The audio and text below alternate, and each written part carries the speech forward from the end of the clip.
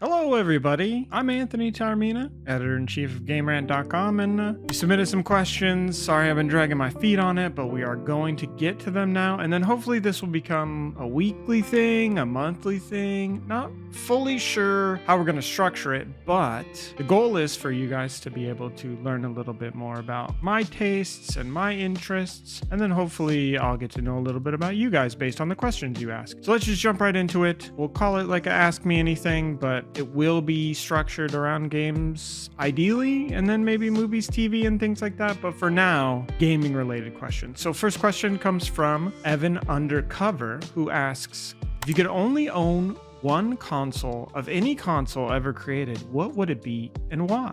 I've owned many of the consoles that have come out over the many generations. Am I going based on nostalgia? I'm going based on what games are available. Is this like a desert island or deserted island? Or, I'm alone and I can only play games? Or is it just which console I like? But I think I'll go PS2. PS2 has a lot of my favorite games. It's, I think, the console that I spent the most time just like being obsessed with gaming. I was a big SOCOM US Navy SEALs 1 and 2 player. Many sleepless nights spent grinding out the multiplayer. I made a lot of friends, online friends who are friends to this day, all these years later, which is kind of crazy to think about. So yeah, I would probably say PS2. There are a lot of classic consoles like your NES, your Super NES, your Genesis that I did have a great time with. I love Ocarina of Time, playing Ocarina of Time on 64, and 64 is probably a runner-up there just because of the nostalgia factor. But I think PS2, just because of the library of games and my experience having played so many PS2 games and what I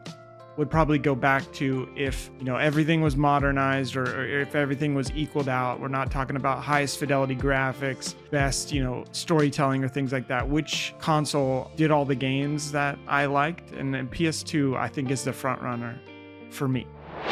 Zane asks, how can Mass Effect use sandbox elements to make hubs and environments more organic and varied in gameplay? Since mini missions can pack lots of XP, does a bit of platforming make sense? Or parkour? I'm sure they can lift some tech from EA rather than reinvent everything. Maybe some dungeon crawling could fill in some lore or reward with more stuff. Kind of like Leviathan, but more tied into the core gameplay instead of stuck on afterwards.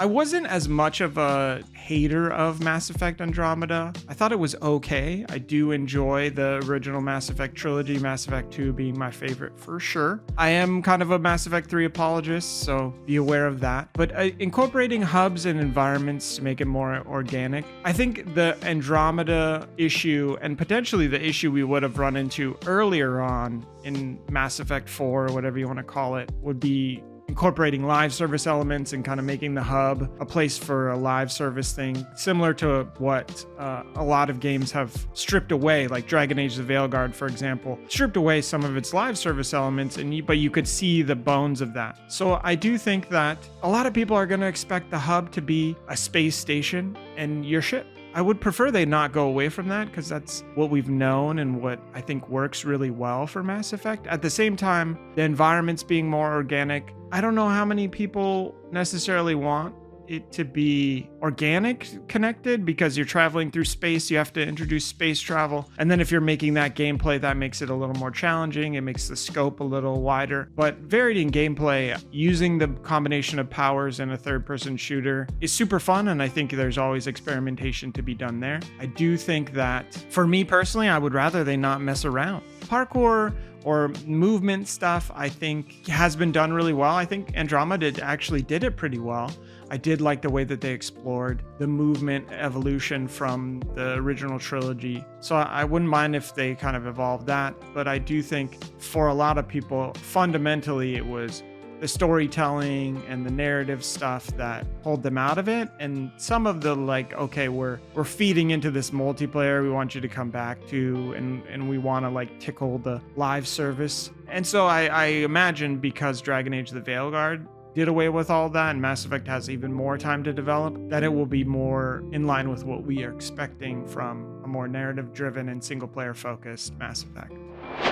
Muhammad asks, have you ever just felt a curse word? I'm bored of games. If so, how did you rebound? And why is it with a 57th playthrough of Skyrim? In this industry, getting kind of jaded by all your selection of games can happen, and it does happen. The best way that I find to get out of that rut is just to keep experimenting with different games. I think thanks to Game Pass and PS Plus, different services that offer you free games to try, or quote unquote free games to try, being able to sample more games. And I'm lucky in this job to be able to have the opportunity to sample so many games. If you just go outside your comfort zone, you might find experiences that you didn't expect you would enjoy. Right now I'm playing a game called Thank Goodness You're Here, which is so weird and funny and very British, but it's not unlike anything you've experienced before. You're running around slapping things, and it's kind of almost a point and click puzzle. Yeah, step outside of your comfort zone. Don't just think, okay, well, I'm jaded by AAA experiences, because there are so many games out there. There are so many things that you can play that offer unique experiences. You just have to look for them. And so that's usually how I rebound. And then I find that when I'm playing, sampling different games and getting invested in games I wouldn't expect to be invested in, then I start to build the excitement for the AAA stuff. I start to think, oh, Monster Hunter Wild is around the corner, or, Grand Theft Auto 6 is around the corner. And then when that comes out, I'm back on board. That's usually how I rebound from being a little bored or jaded or burnt out by games.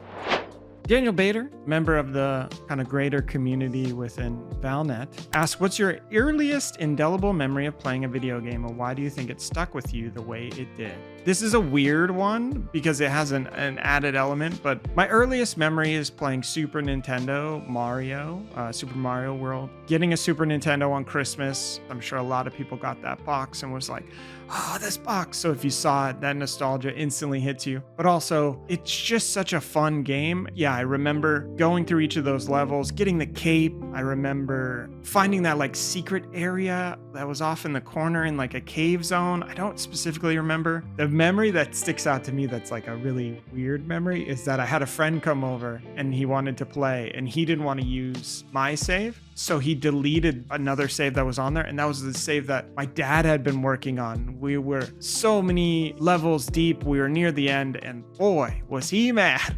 But yeah, that sticks out in my mind of like that obsession with Super Mario World, and that obsession that lost progress is so deflating and disappointing and can hit you like a ton of bricks. That really does stick out in my mind, playing Super Mario World on Super Nintendo as my earliest memory. It was good times. GR member, Anonymous, asks, hey Game Rant, I've tried reaching out multiple times to cover an event in the gaming community, but no one ever responds. Is there a dedicated email contact that can be used? If you want to reach out to us, we have a couple different ways to contact us. Best way, in my mind, is info@gamerant.com. If you have coverage you're looking for, if you have a game you're working on and you just want us to take a look at it, no guarantees that we will, but you can always send it to info@gamerant.com, and that's the best way to contact us. Final question from Agent Moth. He asks, who cares about video games, or favorite video games? Sorry, what's your least favorite video game? Least favorite video game I probably haven't played because it didn't interest me. There are some genres that I'm just not terribly interested in. There's certain games that just don't feel like they're for me, but are beloved by people. I'm not a big real-time strategy guy. I'm not a big MMO guy, but that doesn't mean that those games aren't great. That doesn't mean that they don't have merit. So least favorite game makes less sense than like most disappointing game I was excited for and then it let me down.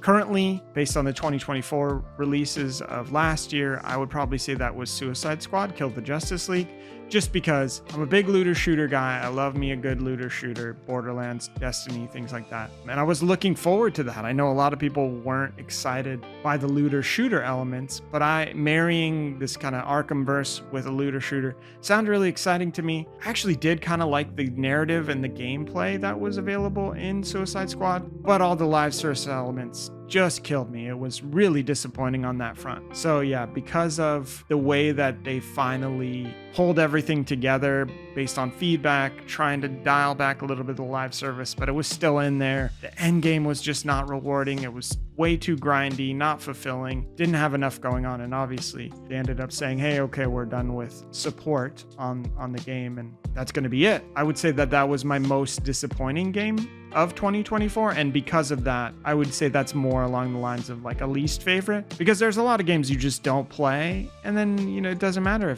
if you don't like them, but that is what it is. All right, so those are all of our questions. Thank you so much to everybody who sent them in. We'll try and make this maybe a weekly thing, maybe a monthly thing. I'm not too sure. We'll come up with proper titles and a proper intro. But for right now, the main focus is just on giving you an opportunity to ask me questions and me answering them. And I hope you enjoyed it. Thanks for watching. Take care. Stay tuned to Game Rant for more cool content